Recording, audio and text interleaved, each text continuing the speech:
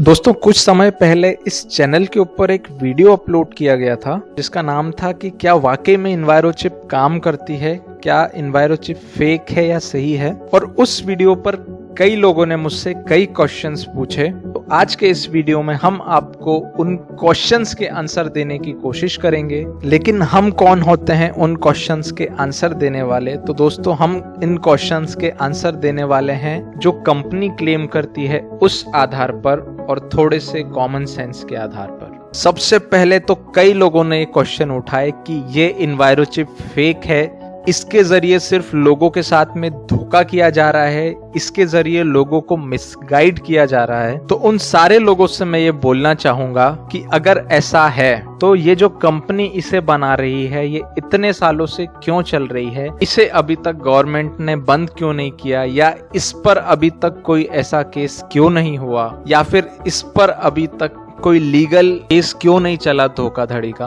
और अगर आपको ऐसा लगता है कि यह आपके साथ में धोखा है तो आप बिल्कुल फ्री हैं, आप इस कंपनी के ऊपर केस कर सकते हैं। लेकिन अभी तक ऐसा क्यों नहीं हुआ और अभी तक ये कंपनी बंद क्यों नहीं हुई अगर ये इतने सालों से धोखाधड़ी कर रही है? और अगर ये कंपनी धोखाधड़ी कर रही है तो सरकार अपने अलग अलग प्रोजेक्ट्स में इस कंपनी की मदद क्यों ले रही है रेडिएशंस के हार्मफुल इफेक्ट्स को मिनिमाइज करने में? जरा इस बात पर भी जरूर सोचिएगा। अब अगर आगे बात करें तो कुछ बुद्धिजीवी ये बोलते हैं कि अगर ये चिप इतनी ही अच्छी है तो इसे महंगे महंगे फोन्स बनाने वाली कंपनीज जैसे कि एप्पल या सैमसंग वो अपने फोन के अंदर इसे क्यों नहीं लगाते हैं? उनके पास में तो इतने बड़े बड़े साइंटिस्ट मौजूद हैं। तो दोस्तों क्या ये जरूरी है कि जिस कंपनी के पास में बहुत बड़े साइंटिस्ट मौजूद हों या जो बहुत बड़ी कंपनी हो सिर्फ वही ऐसे प्रोडक्ट बना सकती है? इसका एक उदाहरण देकर के आपको समझाते हैं। नासा जो इस दुनिया की सबसे बड़ी स्पेस एजेंसी है, इसके अंदर आप समझ सकते हैं कि दुनिया के बेहतरीन से बेहतरीन साइंटिस्ट काम कर रहे हैं। वो स्पेस एक्स कंपनी से रॉकेट ले रही है, लेकिन उसे तो ऐसा नहीं करना चाहिए। उसने ऐसा रॉकेट क्यों नहीं बनाया? उसके पास में तो ऐसे बहुत बड़े बड़े साइंटिस्ट हैं। तो दोस्तों ऐसा बिल्कुल भी जरूरी नहीं है जो बहुत बड़ी कंपनी हो जहां पर बहुत साइंटिस्ट काम कर रहे हो वही इस तरह के प्रोडक्ट्स बना सकती है।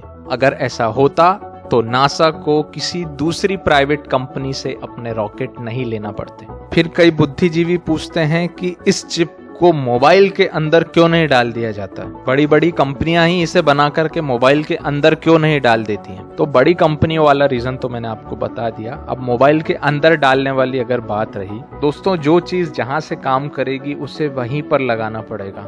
अगर किसी को बोला जाए कि आपको अच्छा दिखना है तो आप मेकअप को खा लीजिए और फिर आप अच्छे दिखेंगे, या आप उस क्रीम को खा लीजिए फिर आप अच्छे दिखेंगे, तो क्या ये पॉसिबल हो सकता है? दोस्तों उम्मीद करते हैं उन लोगों में इतना कॉमन सेंस तो हो। कई लोग इसके बाद में बोलते हैं कि अगर ये चिप मोबाइल में लगा लो तो फिर हो सकता है कि उनका नेटवर्क कम हो जाएगा या नेटवर्क आना बंद हो जाएगा।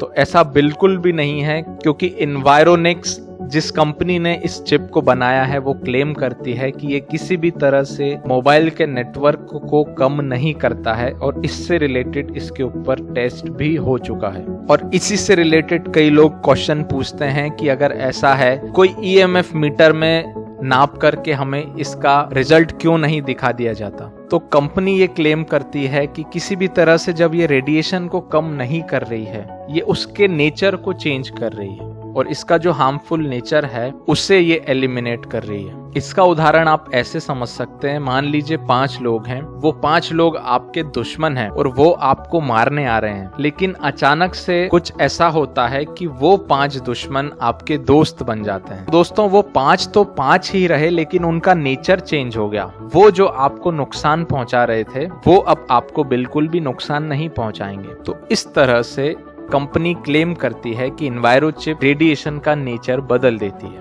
इसके बाद में कई लोग बोलते हैं कि इन्वायरोचिप कुछ समय बाद खराब हो जाएगी या फिर ये काम नहीं करेगी। तो दोस्तों ये कंपनी क्लेम करती है कि इन्वायरोचिप आप जीवन भर इस्तेमाल कर सकते हैं, ये जीवन भर खराब नहीं होगी और आप इसे एक फोन से निकाल करके दूसरे फोन पर भी लगा सकते हैं।